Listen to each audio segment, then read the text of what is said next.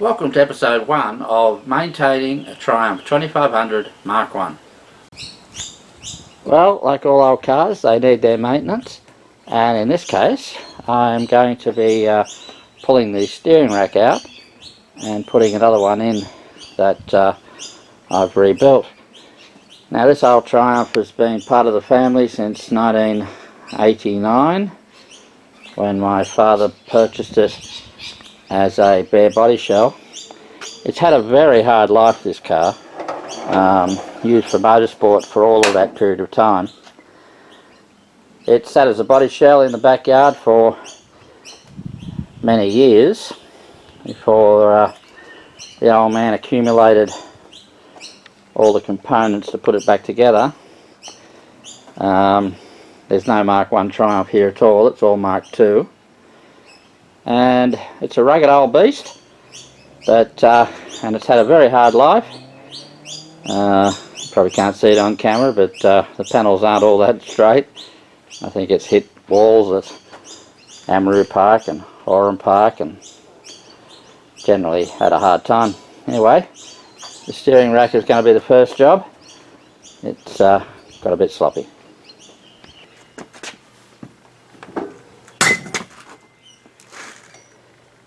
My goodness, they're tight.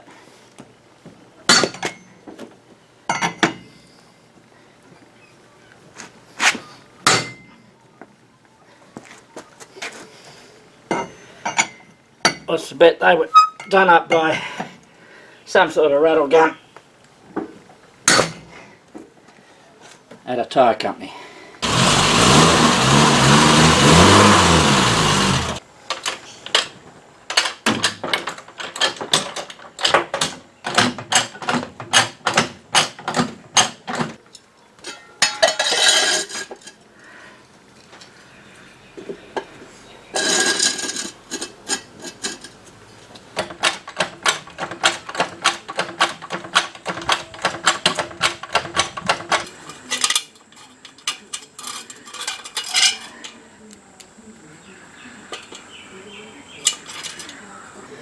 Geez, I'm getting too old to be doing this.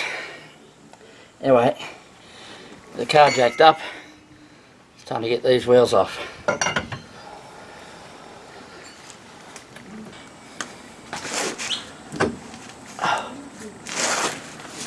Well, that's that.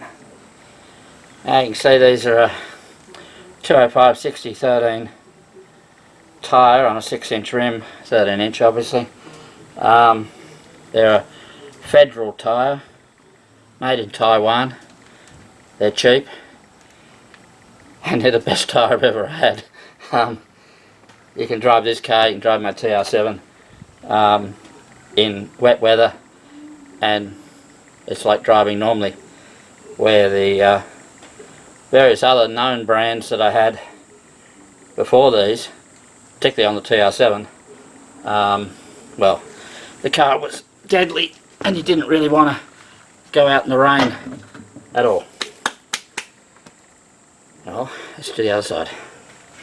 Now, this car was my father's motorsport car, and he used it for motorsport in general, really. Mostly navigational rallies, and as he got older I drove it and he navigated. Consequently, it has a bit of things done to it. Anyway, in order to do the steering rack, first thing we need to do is get rid of this sump guard. Probably better called a skid plate because it's not all that thick, but it just stops the cross members sort of catching on a rock or something like that. Oh, a bit of luck. This is the sump guard coming off.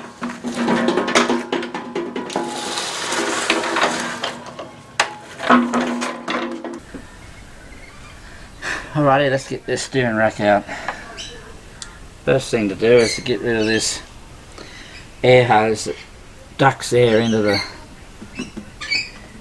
gearbox tunnel. Try and cool things down. Well and truly in the way to get to some of the bolts.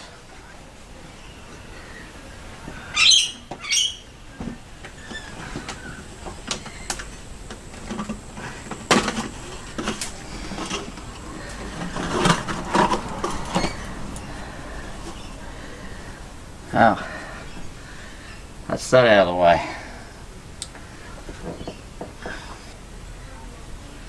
Might need to get this air cleaner off too, I think.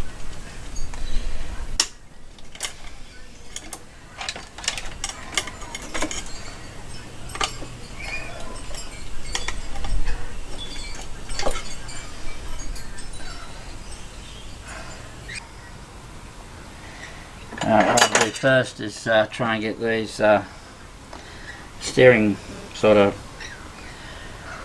universal joints that come down from the column down to the steering rack undone first before I undo anything else. Now before that, I want to mark the straight on position.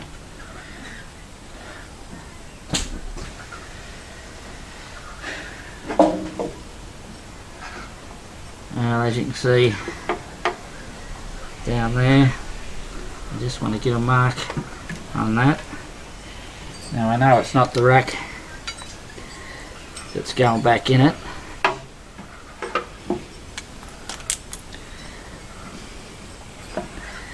but it will be a great help, I think. I think that bolt's a bit bent. Better put a new one in, eh?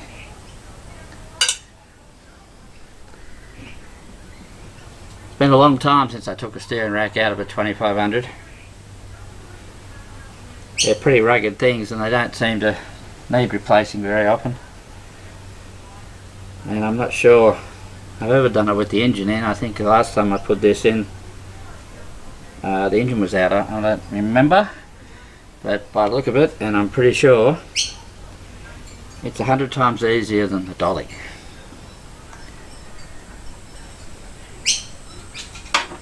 Well, that's the second bolt out. The third one can stay there because it's got two universal joints, but they're separate, but they don't need to come apart in order to get it off. Well, that is in relation to pulling it off with the rack and all. If you've taken just those joints off, you'd have to undo all of it. Alright, what's next? I think we'll undo the tie rod ends, eh? Now, getting these tie rod ends off is can be easy, can be hard. First thing we need to do is get the right spanner.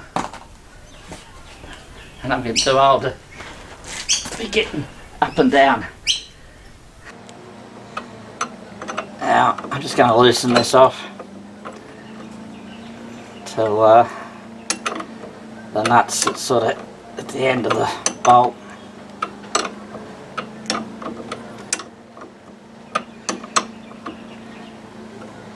Might have to get a jack under this to put some load on it. We'll see.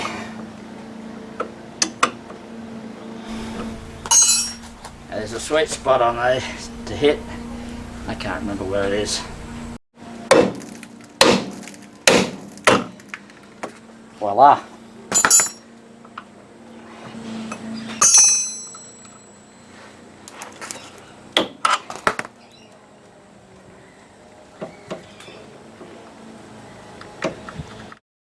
It's a bit on the worn side. Alright, just do the other side.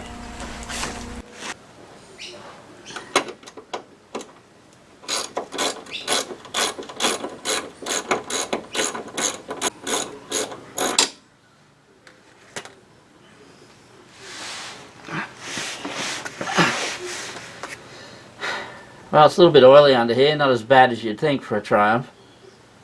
Before I retired and moved to this location, I lived in the last house for about 25 years, and I think you could put an oil refinery in the driveway of that place.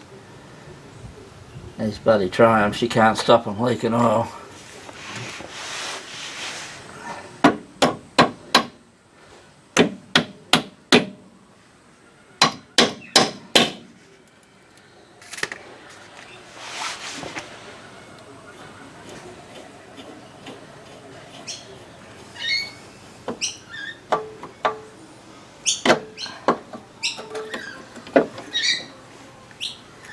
So on the dolly you'd have to jack the engine up to get that out. Of course, if you watch the dolly restoration videos, when I put the rack in, I've made a modification that does away with these U-bolts.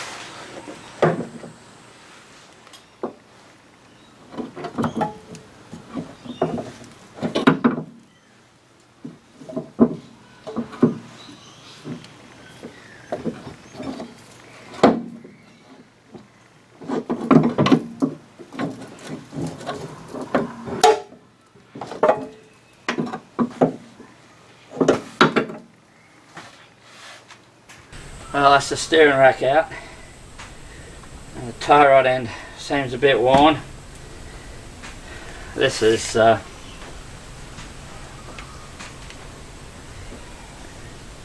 one here's, it's hard to tell without load on them, but feels a bit worn as well. And I suppose the rack's probably a bit worn. All this is getting replaced. Tie rod ends, rack, and these two joints, and yeah, hopefully it'll steer a bit better.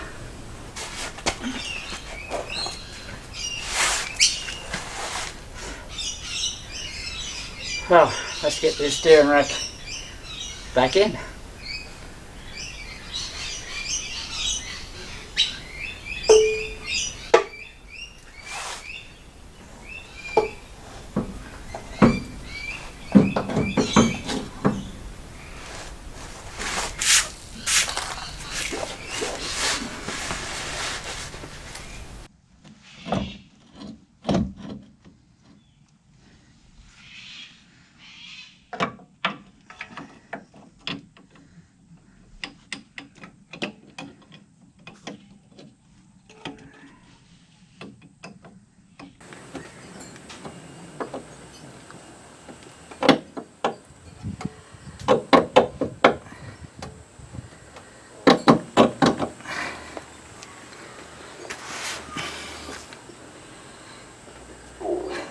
I don't know why Triumph continued to use these U-bolts for so long, because they're horrible things. That's why I modified the dolly so it doesn't have them. Now the TR7's steering rack is a straight bolt-on arrangement, but certainly this and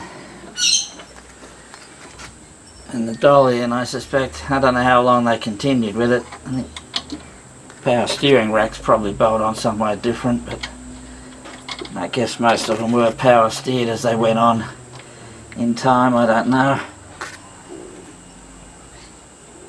But I'm no big fan of it. Oh bugger.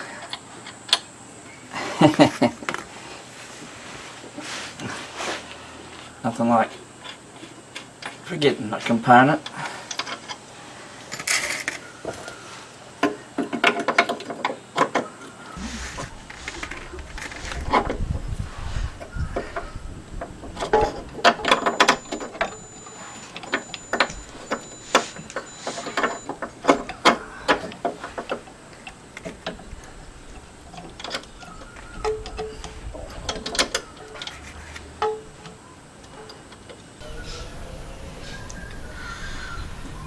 Alrighty then, let's try and do these three bolts up that hold the steering column shaft universal joint thingy.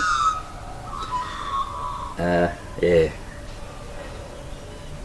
They came undone, so they'll have to go back up again. So let's see what happens.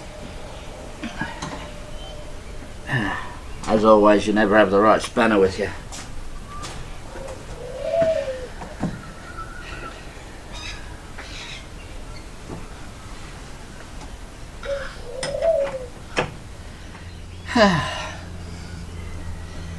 Now working on cars, sometimes I think an extra hand would be helpful. And this car is actually dead easy to work on compared to the monster dolly.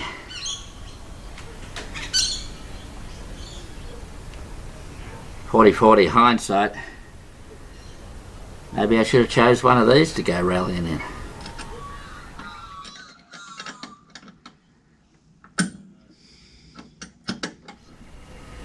Well, sometimes you just need somebody to hold something. So that last bolt might have to wait until I can co-opt somebody to hold the steering wheel. So let's move on to putting the tie rod ends on.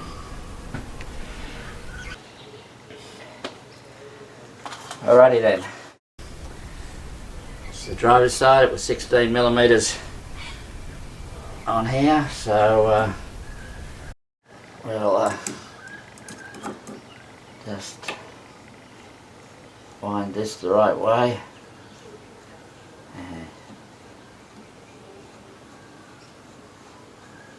So it's 16mm. Doesn't matter because the car's going to get a wheel alignment, but I've got to drive it to the wheel alignment place, so don't want it to be too far out.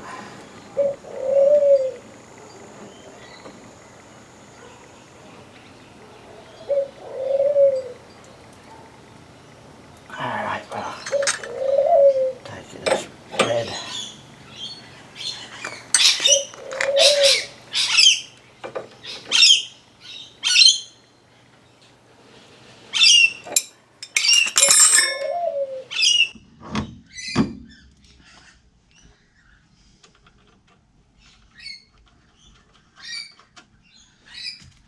But I don't have the right spanner for this either. Oh! You gotta be lucky sometimes because I couldn't get up again. Sometimes these things can be hard to do up because it's a taper, and particularly on these ones that's up this way, the dolly's going up that way, so you can put a jack or something under it or a lever to sort of pull it into the taper. But these ones it's a bit harder, but for some reason that I'm grateful for, it's caught on the taper nicely and it's just doing it.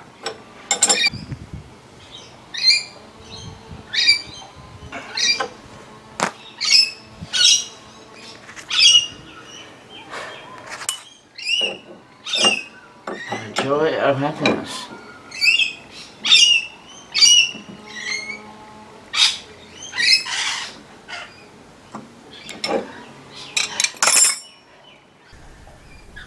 Well, that's the side done up. Let's do the other side.